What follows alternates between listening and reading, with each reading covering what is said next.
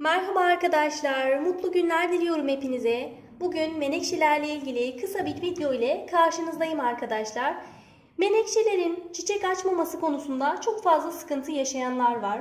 Benim bu menekşelerim de çiçeksiz olan menekşelerim arkadaşlar. Çiçeklerim normalde, menekşelerim çok güzel çiçek açıyor. Ama bu görmüş olduklarınızda bakın hiç çiçek yok. Neden çiçek açmaz menekşeleriniz? Görüntüleri neden sağlıksız olur? Bunlarla ilgili kısaca bilgiler vereceğim sizlere. Menekşelerin en çok ihtiyaç duyduğu şey nemli ortam koşulları. Ortam yeteri kadar nemli olmazsa menekşelerin yapısı biraz daha sağlıksız olmaya başlar. Gelişimleri iyi gitmez. Ve en çok da bol ışık alan yere ihtiyaç duyarlar. Bol ışık almadıklarında çiçek açmazlar maalesef. Bu menekşelerim de maalesef yeteri kadar ışık almayan bir yerde. Ben çok fazla şu an yavru yetiştirmeye odaklandığım için daha çok yavrularımı aydınlık olan yerlere koydum. Özellikle yavrularımı cam kenarına koydum ki daha hızlı gelişim göstersin. Bu şekilde çok fazla menekşe yavrusu yetiştiriyorum şu anda. Siz de bir yaprakla kendinize bu şekilde menekşeler yetiştirebilirsiniz. Özellikle menekşe köklendirmenin şimdi tam zamanı arkadaşlar. İsterseniz bir süre suda köklendirdikten sonra böyle küçük saksılara dikebilirsiniz. Ya da direkt toprağa, yaprağa dikerek yetiştirebilirsiniz. Ama dediğim gibi özellikle bu aylarda uygulamanızı, denemenizi tavsiye ederim. Yazın havalar çok sıcak olduğu için köklenme konusunda sorun yaşayabilirsiniz ama özellikle bu zamanlarda menekşeyi yetiştirmeniz çok daha kolay olur. Bu yavru menekşelerimi bol ışık alabilmesi için cam kenarına koymuştum. O yüzden buradaki anaç olanların bazılarını da maalesef daha böyle gölgelik bir alana koyduğum için bunlar artık çiçeklenmeyi bıraktı. Menekşeler bol ışık almadığı zaman da çiçek maalesef açmıyor arkadaşlar. Gelişimleri de yavaşlamaya başlıyor. Sizlere tavsiyem menekşelerinizi cam kenarlarına koymanız arkadaşlar. Özellikle kış aylarında güneşin yakıcılığı olmadığı için kış aylarında cam kenarına koymanızı tavsiye ederim.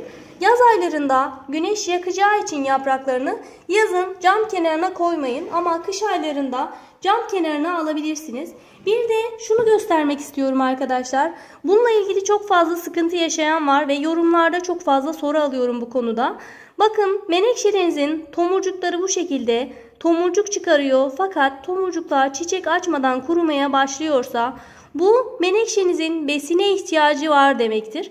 Özellikle bitkilerde azot eksikliğinde tomurcuklarda bu şekilde sararmalar ve kurumalar meydana gelebilir. Bakın bu maalesef çiçek açmadan tomurcuğu gördüğünüz gibi kurumaya başlamış. Bu bitkinizin yeteri kadar toprağında besin olmadığı anlamına geliyor. Ben bu bitkilerime uzun zamandır bitki besini kullanmadım arkadaşlar. Ben hazır bitki besini kullanmıyorum. Evde hazırladığım bitki besinleriyle çiçeklerimin gelişimine destek oluyorum. Sadece evde hazırlayacağınız besinlerle de bitkilerinizin bol bol çiçek açmasını, gelişmesini sağlayabilirsiniz.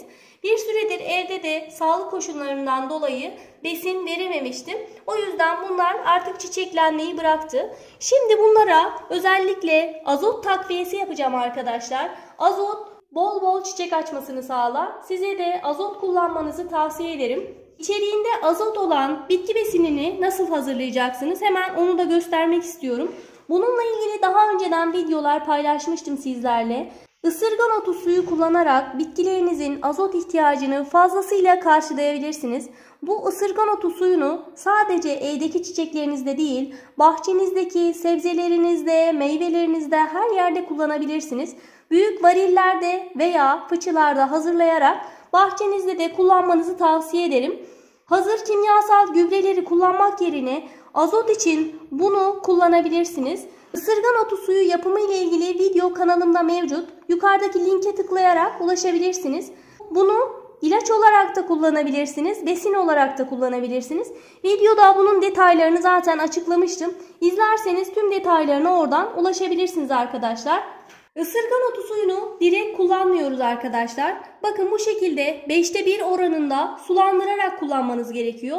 Isırgan otu suyunda azot oranı çok yüksek olduğu için sulandırmadan kullandığınızda bitkilerinizin yanmasına sebep olabilir.